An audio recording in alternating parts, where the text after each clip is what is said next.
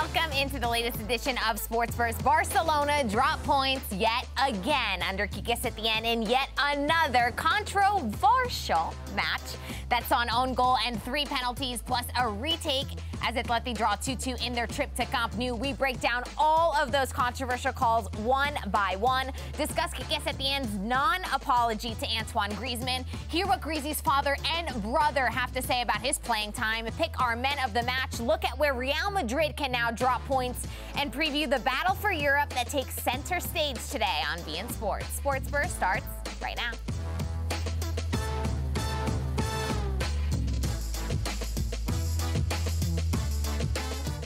This is a reminder that this is an interactive show, so we're asking you guys, should Griezmann walk away from the Camp Nou this summer? Send us your comments, and we'll be touching on that topic in just a couple of minutes. On the network today, Alaves versus Granada kicks off at 1:20 p.m. Eastern Time on beIN Sports in English, followed by Valladolid taking on Villarreal. I believe that actually is incorrect. I believe, that Real Betis are taking on Villarreal. This one's correct. beIN Sports and Español, 2 partidazos. Valencia taking on Athletic Club, and then, of course, Real Betis taking on Villarreal, a Villarreal team who have been sensational since the restart, undefeated. We'll get to those matches in just a couple of minutes also. And on the beIN Extra channel, Segunda División action continues free of charge to all of you. No contracts, no fees.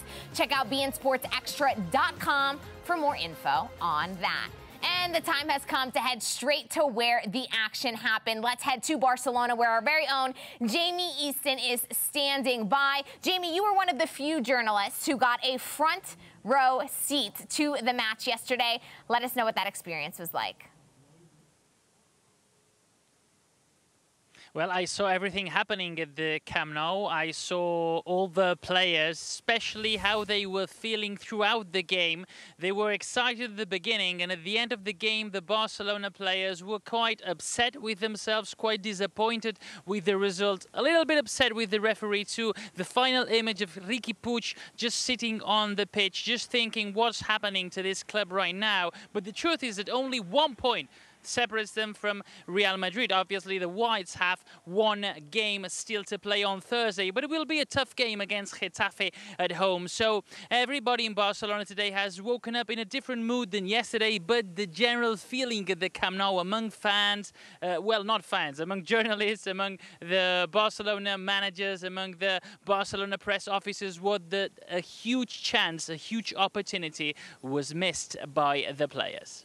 Andrew Contura in our comment section, Jamie, saying only goal that should have counted was the own goal. All of those penalties should not have. That's obviously a big storyline. We are going to break down each and every one of those calls. But, Jamie, what's the perspective in Barcelona on all of those penalties? The truth is that if you are strict on what the law says, football, all those were penalties, and Ter Stegen's saves had to be repeated again. The problem in Spain right now is that nobody believes with the VAR system. Nobody trusts the VAR system, because why do some penalties are repeated? Why other penalties aren't repeated? What's happening when referees are giving penalties? Not only yesterday at the Camp Nou, but we also what happened in that Getafe v Real Sociedad, or in that Mallorca game against Celta. Such penalties, that was surreal what's happening. So the thing is that with all the fans in Spain and the press, they are criticizing a lot VAR and the refereeing. I think the Velasco Carballo, the head of the referees in Spain, has to give explanations right now, because the trust in the system is not good in Spain. On the pitch, I didn't see nearly any single penalty, but seeing and watching all the repetitions and all the replays that they are offering us, there is the contact, and sometimes a very small contact is enough to just knock you down when you're running. Right, and especially at that speed. I think you hit the nail on the head, Jamie. Consistency is the problem. We are going to get to that conversation with Eric Krakauer, who joins me in studio. Mo Sadi in our comment section saying Barca lost that game from the lineup, which brings me to my next topic, Quique Setien. Apparently, there was crisis talks. He was told that his job was not on the line, but Barcelona dropped points yet again. They've now picked up 3 draws in their last 4 matches. The La Liga title is going further and further away from them. Is his job on the line now? Well, the Barcelona as a club says no. Quique Setien says that he's not aware of that after that meeting between him and the president Bartomeu and the CEO of the club and other board members. The truth is that exactly the same situation Ernesto Valverde experienced in January, and we all know how that ended. The truth is that the same media in Spain that was saying that Quique Setien's job was at stake with yesterday's game, and especially with the game that they have to play on Sunday at the Estadio de la Cerámica against Villarreal, they just keep saying exactly the same thing. If Barcelona doesn't win on Sunday and if the image is bad, Quique Setien could be sacked. From inside the club, they assure me that that will not happen, that Quique Setien will end the season. We'll see what they understand for the season, if it's only La Liga or if they include the Champions League, because we have to remember that La Liga ends on July 19th and there's 20 days until that Barca v Napoli is played. By the way, I was talking to some press officers in Barcelona yesterday at the Camp Nou, and they told me one thing: it is not granted that that Champions League game against Napoli would be held at the Camp Nou. Some people inside UEFA are just trying to decide if all the competition, what is rest of it, will be played in Portugal, with the final 8 in Lisbon, and probably the games that are just to be played of the last 16 round in other cities. For example, Barcelona-Napoli is being studied to be played in Porto. In Barcelona, they're very, very upset with that option. Wow, so interesting insight there from Jamie. I want to touch on Quique Setien's decision to substitute Antoine Griezmann in at the 90th minute. How is this decision being received amongst Barcelona fans? We know how it was received by Diego Simeone and Griezmann's family members. We'll get to that in just a couple minutes, but what is the feeling in Barcelona surrounding that decision? The feeling, maybe it's the same of Antoine Griezmann's dad, you know. Nobody is in charge of the club. Well, nobody from the bench. Maybe the decisions are from above the bench, above Quique Setien. The truth is that everybody believes that was truly disrespectful with Antoine Griezmann. You cannot put a player like Griezmann, after having spent 120 million euro on him, after having him had at the bench in 3 out of the last 4 games, you cannot put him in the 90th minute against his former club. That was disrespectful. That was not managing well that situation, and especially when Barcelona are drawing 2-2 at home, they need the victory. It's what they really need in a game like that, like yesterday's. And suddenly Quique Setien just does 2 offensive substitutions, one in the 85th minute, the other one in the 90th minute. When we all saw what happened in Vigo, when Barcelona was winning, he moved quickly the bench and he introduced some changes when Barcelona was winning. So those were defensive substitutions. The thing is that Quique Setien arrived to Barcelona to just end an era of defensively speaking substitutions and decisions like Ernesto Valverde's, and he does that. Well, there's huge disappointment in Barcelona towards those decisions. Yeah, and there's huge disappointment on the social media networks also. A lot of people not happy with Quique Setien's starting 11, not happy with his substitutions, and of course not happy with the result, which now puts the La Liga title even further away from the Blaugrana. Thank you, Jamie, as always, for all of the insight. We're going to continue on this topic, but bring in Eric Krakauer, who joins me socially distanced alongside me in studio. Our comment section, Eric, is blowing up about these controversial calls, so that's where we're going to begin. We're going to walk through each and every one of these, beginning with the first penalty of the day, and which we'll show you guys in just a couple seconds. Yannick Carrasco tripped up by Arturo Vidal. For me, this is a penalty every day of the week. What is it for you? Yes, it's a penalty, although at first sight, to the naked eye, I thought that Vidal was quick enough to pull his leg away. It was a lazy tackle, but the contact is knee to knee, and that's where the foul occurs. And according to some reporters who were in the stadium, you could hear the clattering of knees. So more than enough to bring down Yannick Carrasco, who had blown past Gerard Piqué on the left side of midfield. Definite 100%, without a doubt. And before we talk about what happens next, I want to talk about these two players. Do you think that Quique Setien was correct to start Arturo Vidal in his 11? And how sensational was Carrasco last night on the night, Eric? Carrasco was unbelievable at moving the chains forward, because Atletico Madrid were trying to pick their spots in terms of countering Barcelona. Barcelona had sent their fullbacks, Alba and Semedo, very high up the field. That's where they were getting the width, and that's why you saw so many center midfielders in the lineup, and I know that some people weren't happy with that. And it sort of worked to stretch the field a little bit, but against Atletico Madrid, it's very difficult because not only are they compact, but they shift from side to side in a very organized and quick manner. So it didn't necessarily work out. But I don't think that the decision to start Vidal was really a mistake. Carrasco, that was money from Diego Simeone.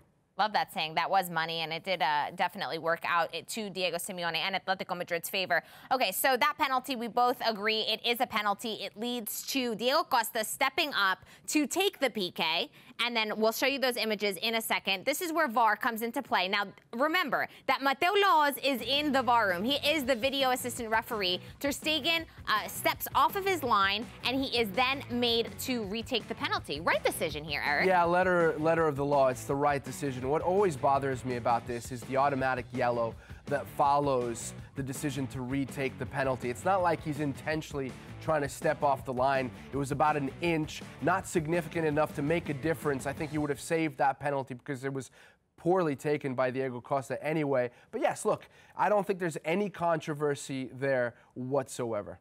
Yeah, and our comment section is agreeing with us. John Ice saying Vidal foul on Carrasco was the only clear penalty. We're going to get to the other two penalties. So Diego Costa scored the own goal and then misses that PK that's saved by Ter Stegen. Then penalty duties, then transfer over to Saul, who does hit the back of the net there. Let's look at the next penalty. The next one is the one that gives Lionel Messi his 700th career goal for club and country. A clash between Felipe and Nelson Semedo. This one for you is not No, a PK. it isn't. Look, if there is contact, I think you'd get a bigger blow from having a feather fall on your head. I mean, there's just not enough, I don't think, to imbalance Semedo. Right there, that's the angle. Maybe he may have perhaps just touched him ever so slightly, but this for me is not a penalty. But here's the thing, once the call is made by the referee, Hernandez, VAR can't overturn it because it's not a clear and obvious mistake. But I would never give this as a penalty, although I understand, based on Hernandez's angle, where he was standing, why he would give it, naked eye call. Right, and so often, and I think you just hit the nail on the head that we want to emphasize here on the show and educating all of us and in all of us learning exactly the role that VAR plays now in our game. A lot of people saying, where was VAR? Where was VAR? VAR can only overturn a decision if it is clear and obvious. Right. Now, that one is not as clear and obvious as perhaps other decisions that we have seen being made in La Liga earlier yesterday in that Mallorca-Celta Vigo game. But this one, it's not clear and obvious, and so the decision has to stand there. Yeah, once the decision is made, and it's not going to get overturned.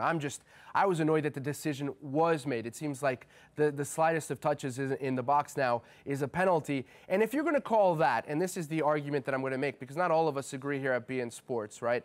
Whether that should have been made, that call should have been made or not. But we see so many tugs, we see so much contact in the box that doesn't get called that I just think it's a little bit silly that this one does. But again, going back to your original point about VAR, look, VAR here does what it's supposed to do. It doesn't intercede when it doesn't need to because it's not clear and obvious. Now, you and I can have a discussion about what clear and obvious means. You mentioned Mallorca. I think we might see that video a little bit later, but that was a situation where to 99.9% of the population that was watching that game, the decision on the pitch was clearly and obviously wrong, but VAR didn't overturn it. Let's hit the comment section on these decisions. Lance Pimentel, 0 contact. Rafa Castorena, that was a dive. Richard Murray, is Semedo a dive then? Would you consider it a dive then? Would you book him for diving? I think, look, if he feels the slightest of contacts, I think he goes down. And you know what? You could call it a dive, but I think that the vast majority of players in the same situation would do exactly the same thing. I know I would. But still, the onus is on the referee. The referee makes the call. And I think I should say this as well. I thought that Felipe was phenomenal yesterday. That the only blemish in the game for the big center back, and sadly one that played a huge part in the result and obviously led to Lionel Messi's watermark 700th goal. Right, and for those of you that were disappointed that the 700th goal did come as a penalty, while Lionel Messi gifted us all with a lovely panenka, so there's that about that. Against arguably the best goalkeeper in the world. Exactly, so mic drop, and that's goal number 700. And the last one I want to discuss, Carrasco brought down by Nelson Semedo. Is this one a PK for you? Yes, and I know a lot of people, and I've seen a lot of people on Twitter clipping this video to just show the fact that Carrasco trips himself, but that is only after Nelson Semedo is trying to cut inside, and right there, he's trying to cut inside to get a better angle on Carrasco, and he inadvertently clips Carrasco right there. That's what puts him off balance, and when you are running at that speed, the slightest of contacts will throw you off. And I know that people now will think that I'm contradicting myself with the Nelson Semedo. I think they're two different situations, and this is where referees really need to be aware of what is going on. Carrasco is running at full speed on this play. Nelson Semedo was not running at full speed on the previous play, and it was a contested ball. Here, I think it's just really unfortunate. VAR takes a look at this, realizes that there likely is that touch, and I think that touch exists. There's no way they're going to overturn this. Ultimately, I think Hernandez makes the right decision. So ultimately, if we're recapping the match and all of the decisions made, the only one that you don't agree with is Barcelona's, which would give Atletico Madrid, hypothetically, the victory in this one. Did you think that Atleti deserved to walk away with all 3 points? Well, I think based on what we saw, based on what we saw, I think 2-2 is very fair because we saw a couple of really good saves from both goalkeepers. You had the Yannick Carrasco free kick that didn't get touched by anybody, and Ter Stegen has to readjust and palm the ball away. You saw Rakitic hit one from distance, which was very difficult for Oblak as well. And there were a couple of opportunities for Messi. The trademark cutting inside to his left boot and trying to curl it in at that far post. He just missed it. And then there was another one with the free kick that gets deflected, and Oblak readjusts really well. So I think overall, all things considered, 2-2 is more than fair. I want to hit the comment section here before we shift our conversation to Antoine Griezmann. So you guys be sure to let us know what you thought of Quique Setien subbing Antoine Griezmann in at the 90th minute. A lot of people saying Nelson Semedo should have been given a yellow card. That seems to be a consensus in our comment section. Did Piqué get fouled in the box? Surely a pull down, maybe some other incidents that VAR missed, but no. At this point, we could be talking about this all day then. So we are going to move on. Would love to see Vinny, Benz, and Asensio front three tomorrow. Perhaps that is what we'll see. We're going to talk about Real Madrid in just a couple seconds and their match against Getafe, where I think they could potentially drop points. But let's talk Antoine Griezmann. Yes. The disrespect of Quique Setien to bring Antoine Griezmann on in a must-win match in the 90th minute, your marquee summer signing. Your thoughts, Eric? Yeah, when you say disrespect, I think it's only, and Jamie agrees with you. And look, could it be seen that way? Yes, and it's mostly because of the price tag, right? And then you add the fact that he's playing against his former team. But I think there's a bigger issue at stake here, and it's one that you and I, Gab, talked about the other day when we were doing the wrap-up show. We didn't get a chance to mention it during the show, but I said to you that what I was looking.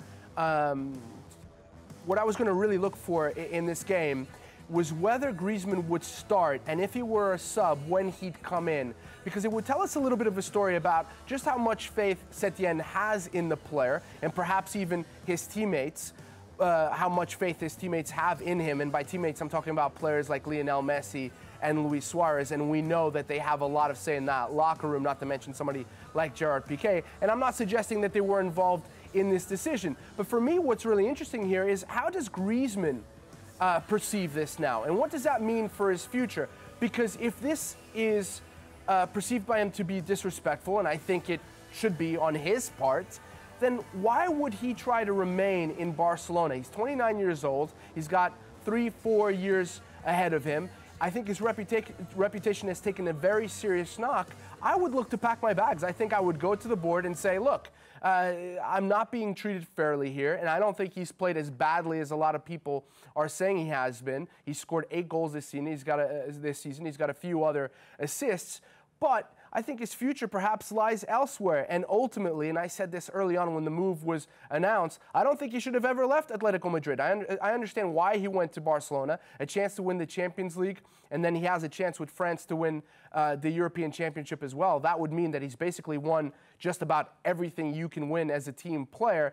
But I think maybe it is time to move on. And I know there's probably going to be a new coach, and that might change the story a little bit. But I think this is a big hit to his reputation.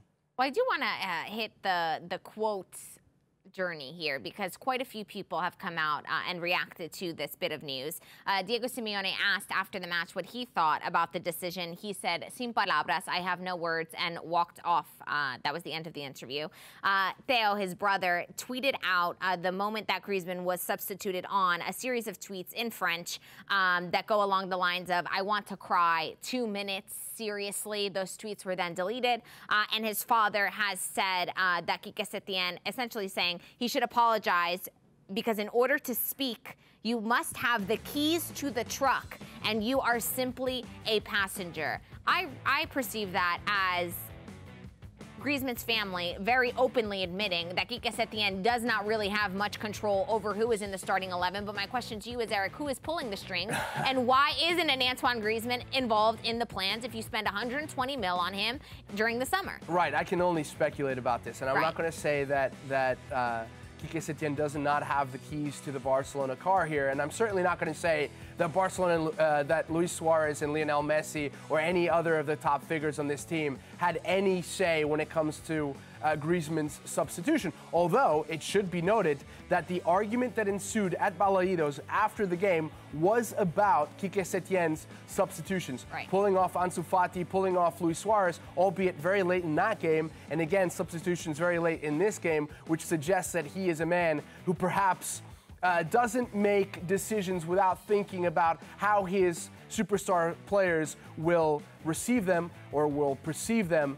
But look, there is no doubt here that the relationship from now on between Griezmann and Setien is going to be a fractured one. Because Griezmann believes that he should start, and I think he should because he's a remarkable player, even though he's not playing in his best position. And the fact that he hasn't started for, 3 games and then gets subbed into this one in the 88th or whatever minute. 90th. 90th minute. I think it's a little bit of a smack in the face. And Griezmann may have words with Quique Setien, and if he doesn't, who knows where that relationship is going to go. But it's not looking good for Setien. It's not looking good for Griezmann. It's not looking good for Barcelona. Right, and that's exactly where I was going to go next. It's not looking good for Barcelona, but mathematically it is still possible. Barcelona need Real Madrid to drop points. They are in action tomorrow against Getafe. I think that this could potentially be a sticky situation for Real Madrid, a banana peel or banana skin, as the saying goes. Would you agree with me? Yeah, and I'm actually going to go back on something I said the other day. I said that the league would be over if Barcelona didn't win against Atletico Madrid. But looking at the teams that Real Madrid still has to play, they still have to play Athletic, who are playing quite well since the restart. They have to play Villarreal, who are Barcelona's next opponent. Those are all very difficult games to play. And it's worth mentioning that Villarreal have only dropped 2 points since the restart, so they really have great momentum. So I've always stated that Real Madrid were going to drop points. I just originally thought that they weren't going to drop enough for Barcelona to overtake them, and that's exactly what they need to do because they cannot draw level with them because they lose in the head-to-head. Right. But Barcelona still has an opportunity here against Villarreal. I think that one is really the game that's going to dictate whether or not Real Madrid wins this within the next few days. But I don't think it's over.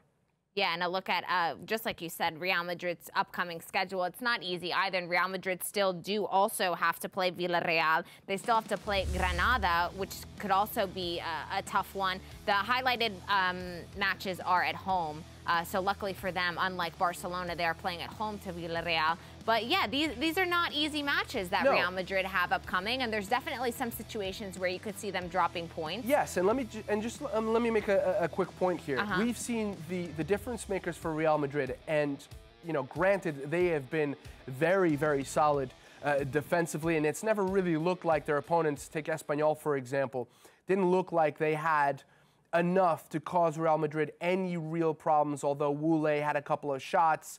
And they were very good defensively. They were very good defensively, but they needed the difference makers to step up. So you needed Karim Benzema to step up. By the way, he should have had a penalty in that game. Talk about VAR and no decisions when Diego Lopez takes him out from behind. But Casemiro had to score the goal. Sergio Ramos had to be involved in that play to keep that ball alive. So I think those guys are going to continue to have to step up, and the problem becomes rotation, right? So Zidane has rotated his players, but he hasn't rotated the difference makers. Varane is another guy who's been playing very well. So does fatigue set in? I'm not sure it will, but if it does, that's something that Real Madrid are going to have to contend with. Right, but Zinedine Zidane has been very good at rotating his squad, and he does have, I would think, more options on his bench than, say, a Quique Setien does, whose bench is made up of either kids or players that Barcelona are looking to offload, which is for a different conversation for a different day. La Liga action continues today, live and exclusively on beIN Sports. Just like that, we are all out of time. Gabrielle, Amado, Krakauer, we're going to say ciao, ciao. Bye, guys.